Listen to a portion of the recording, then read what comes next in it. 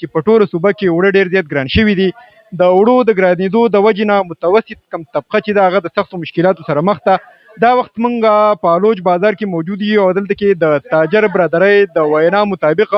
د وړو کوم موجوده نرخ چې دی هغه 2800 روپو پورې ختل دی. د دې نه هم دا ریټونه چې دي ختلي خو بهرحال ریټونه په یو ځای نه ودرېږي او دا تاجر برادري چې ده هغه دا وایي چې د وړو د ګرانېدو کومه بنیادي وجه چې ده هغه دا د پنجاب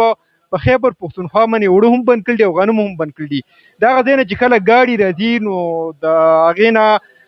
د پنجاب حکومت چې دی اضافي پیسې هم اخلي چې له وجې د کوم ریټونه چې دي هغه په یو ځای نه ودرېږي. بلکې موږ ذکر وکړو نو زمونږ کوم چې ذخیره اندوز دي هغوی هم ذخیره اندوزي شروع کړې وه. د غنمو ریټونه هم سیوا شوي وو چې له وجې قیمتونه چې دي هغه یو دم د 1400 روپو نه واخله 1500 روپو ته ختلي وو. خلک کوم چې متوسط طبقه ده هغه ډېر زیات فریاد کوي د مشکلاتو سره مخ ته. دا وخت زموږ سره یو دکاندار موجود دی، د سره موږ خبرې اترې کوو چې یاره موجوده کوم ریټ چې دی هغه څه دی او د پنجاب سره کوم حکومت چې دعوه کوي چې یاره دوی موږ ریټونه کم کړي دي او پنجاب سره خبره شوې ده نو هغې هوایي سره دوی څه وایي څه پوزیشن دی وړو موجوده نرخ څه دی؟ وړو خو سهیل خانه دې وخت کې زه د پنجاب خوړو چې دی خرڅوم 2700 روپۍ باندې او وړو خو راځي نه بس هلته بند یې 3 ورځې زموږ ګاډي ولاړ دي 4 هم ولاړ دي را پرېږدي نو صرف په موبایل باندې چغې دي چې وړه آزاد شو خو څه موږ ونې له عمل کې نشته. حکومت خو دا دعوه کړې وه چې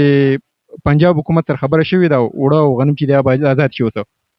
15 منټه مخکې مې زما د میل سره رابطه وه لا ګاډی نه راوباسي ما له ګاډی ډک ولاړ دی راوباسي نه وایي لاره نه ازادېږي او پرېږدي نو. دا نرخونه چې که فرض که دا صورتحال دي دا به دې نه نور هم سیوا کېږي که نه څه حساب وي؟ نو سیوا کېږي به ځکه چې چیني نشته نن څوک په 10,000 خرڅوي څوک په 10,500 خرڅوي داسې وړه شاټ دي نو چې شاټ یې الریډي اشیاء به ګرانېږي.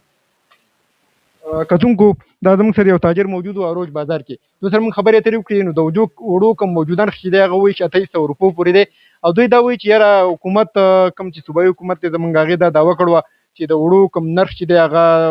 اوس ورځ په ورځ غورځېږي خو بهرحال اوسه پورې هغوی د پنجاب سره په دې حوالې سره څه قسمه خبره نه ده کړې او کوم چې متوسط طبقه ده هغه د وړو د ګرانېدو د وجې نه د یو شمېر مشکلاتو سره مخ ده. د هغې وجه دا چې یاره د پنجاب نه وړه هم بند دي غنم هم بند دي دلته کې ذخیره اندوزي پکې هم شوې ده نو ریټونه چې دي هغه په یو ځای نه ودرېږي ورځ په ورځ کله خېږي کله راغورځېږي او خلک د حکومت نه دا مطالبه کوي چې یاره د صوبایي حکومت دا ذمهواري ده چې د